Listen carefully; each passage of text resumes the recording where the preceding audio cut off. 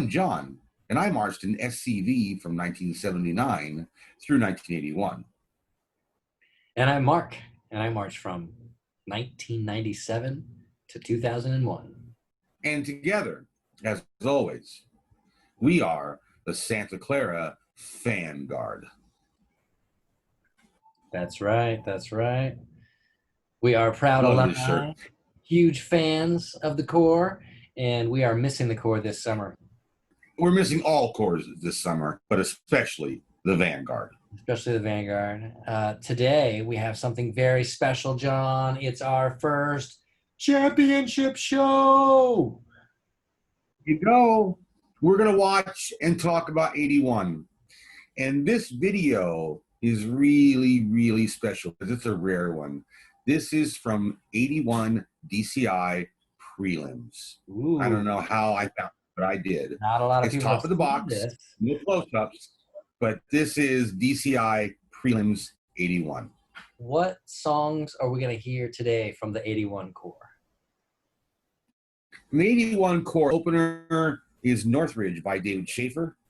The production with my all-time favorite piece in drum corps, I don't care what corps, my all-time favorite, Young Person's Guide to the Orchestra, or as we called it, Young Person's Guide to Drum Corps, written or composed by Benjamin Britten. The concert selection is Leonard Bernstein and Slava, and our closing production would be Evita from Don't Cry for Me, Argentina from Evita, in a re-entry or epilogue, as you might call it, which is the trumpet song, also from Young Person's Guide to the Orchestra. Awesome. Oh, man, I'm excited. DCI World Champions, 1981. All right, so this has some titles at the beginning. Right. Ooh, the shield. Beautiful afternoon, perfect weather, which means our eyes were perfectly in tune. No humidity or heat to distort that. Here we go. The sound is a little low at the beginning here, but it kicks up. It does come up in volume, yes. It's an old video, 39 years old. Man, you guys sound amazing.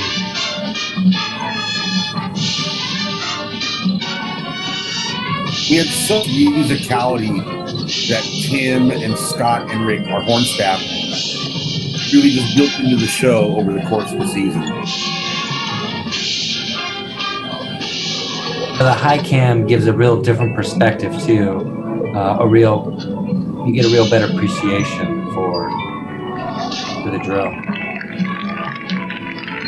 This You can also see the judges just putzing around in the middle of that form. Get in step, judges. Come on. You're going to be in the middle of the form.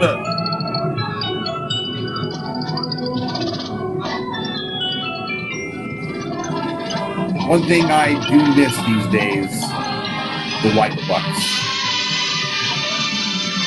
Yeah, they make the feet look great. Oh, they do. Right. The feet are great. You had to march great to wear them. You know what I mean? It was definitely a show-off move. Here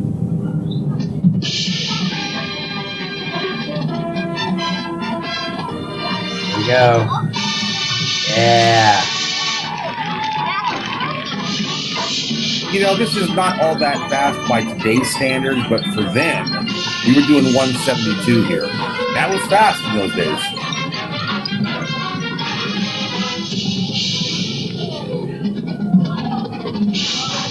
I marked type 360.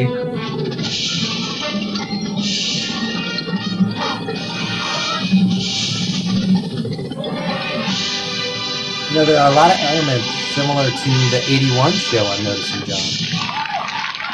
The 80 show. Excuse me, the 80 show, yes. Now there are the format of how we presented ourselves, always bowing at the end of the opener. That was a tradition in those days. Well, kind of like the opening, how you guys came in from the side Corner.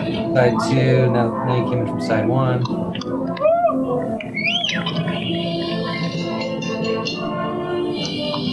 Oh, I love practice. I never got tired of practicing this song in rehearsals. I don't care how many times we did it. flows so nice.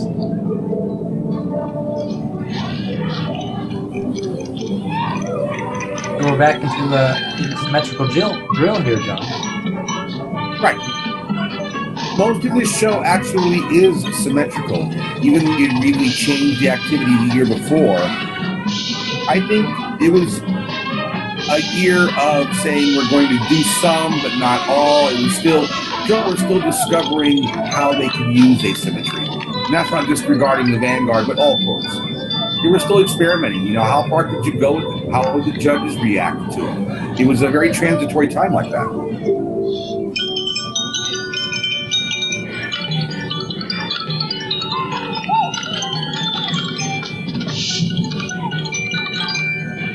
Too bad you don't get to see a close-up of the drum line here. They do some great stick work throughout this, especially the snares. Now we're going into off-center again, or asymmetrical. Yeah.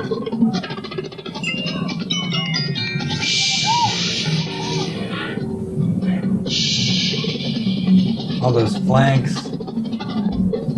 Oh, yeah.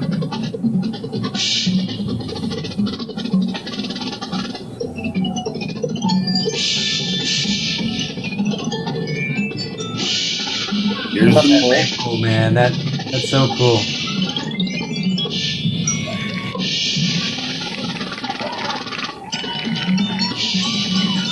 And this is the shield.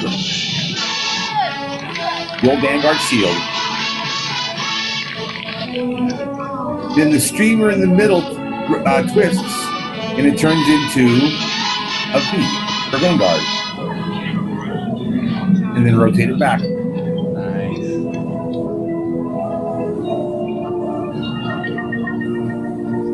Early in the season, we had actually kept all this over to one side. We did the whole feud from side 2 as an asymmetric idea, but we changed that mid-June.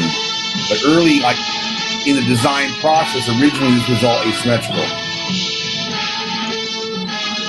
I love how the drum major's marching on the field right here. Well, he's the one who will present all the voices as he comes forward. Oh, and young persons, yeah. This is the feud.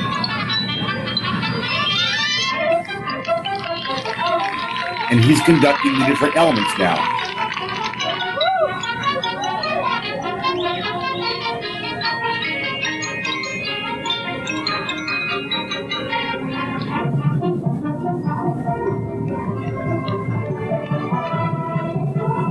Now he'll do the podium.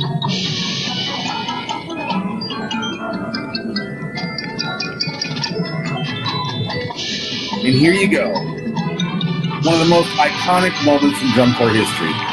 The 3 against 2. The Henry Look. The crowns are marched at tempo, the guard is too. The low brass and drums are marching the slow tempo. You can see it.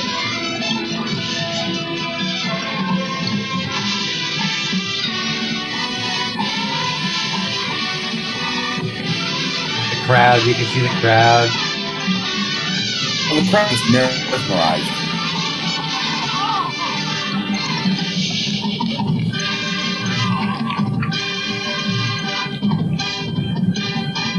Listen to this last chord, it just rings.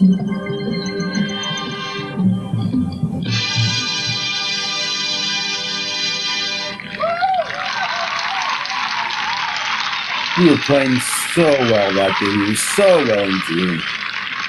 We could feel too. We just, without having to look at anybody else, you could just feel it's like we are on. You could feel it. What was that big bass drum coming up to the front for, John? Because he's got a solo. He at the very beginning of the song, he hits the big bass drum, and the timpani player jumps up in surprise like he didn't know the bass drum was behind him. Okay. We did a lot of that throughout this song, a lot of comedic ideas. So this is the traditional concert set. Yes. Oh, a lot going on. Well, it's known as a concert selection. It's the guard up front that's your visual element right now. Screamers, man. Oh, yeah. That was Ed Carroll. The late Ed Carroll. Rest in peace.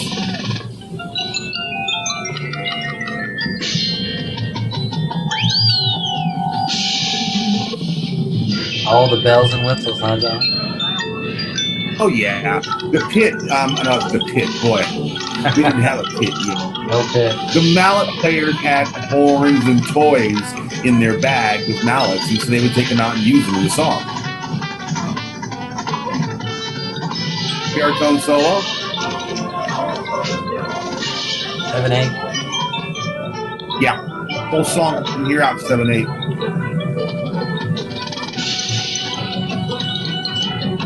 You don't hear enough 7/8 in today's drum corps. Yeah, you're right about that. Because you guys aren't This marching. was fun to play. Yeah, well, I did march in 80.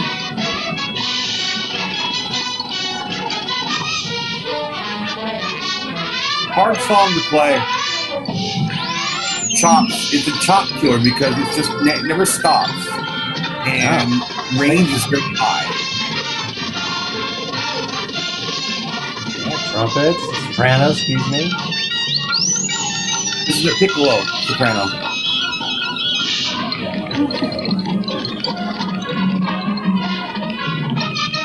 Go, guard. Wow.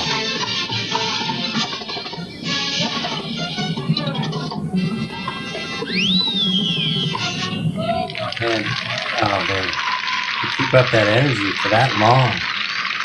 Yeah, that was a challenge to maintain that. And then look like you're not, breaking a sweat doing it,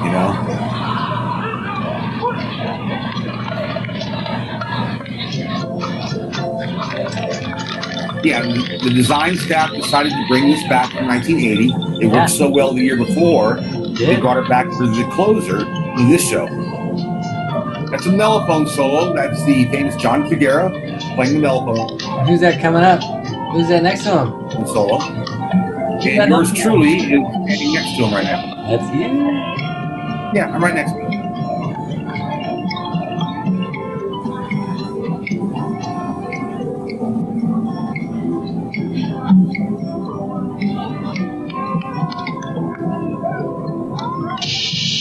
You might not notice it very easily. Thank you, sir.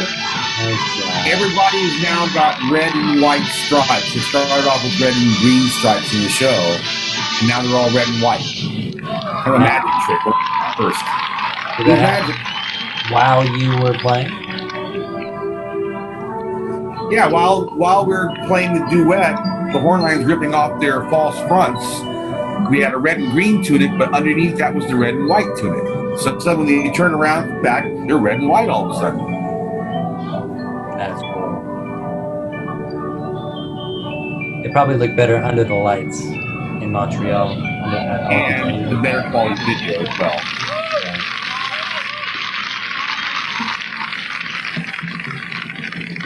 Let's see where the gun goes off. Perfect.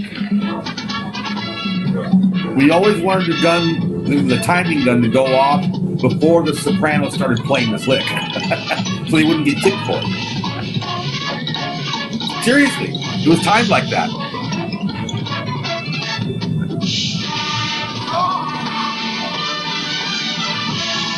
And I'm on the very, very end of the back arm on the left-hand side, because that's the only spot I could go to, because there was no spot for me after I stepped out during the closer.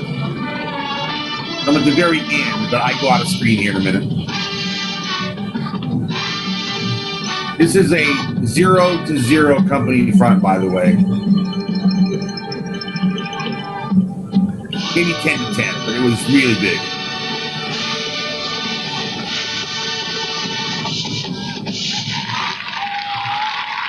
And of course, we did the toast at the end. Had to do the toast. Oh, man. Great job. Bravo. Worthy of a first place, man. So, yeah, I mean, after getting 7th place the year before, and then going Right. from 7th to 1st. That must have been And we weren't even, amazing. we weren't even thinking all the time during the spring and summer. Our goal, no lie, our goal was just to get the Corps back in the top 3. That was the goal, just to be back into a competitive status of top 3. Good To goal. win was a complete bonus and unexpected, to be honest. The best memories I have from the year, it's hard to pick out one. Obviously, you would like to say that the moment that you were standing on the field and you hear second place announced and it's not you. That's a pretty amazing memory all in itself, to realize, my gosh. I never we had really that did it. memory. We won. But I We digress. did start a new tradition that is still to this day happening. Before 1981, any Corps that won used to start going crazy on the field and partying, okay? Including Santa Clara back in the 70s. But we decided that day, the day of finals, we had to talk about it. It was the only time we ever talked about it. We decided if we won, we were not going to go crazy. We were going to stand at attention, let them put the medals around our necks, and then our horn sergeant would tell us when we could go. We started that tradition that night, that the Corps stood there at attention as they were announcing first place. So cool. That had never happened before. So cool. Well, So wrap things up, John.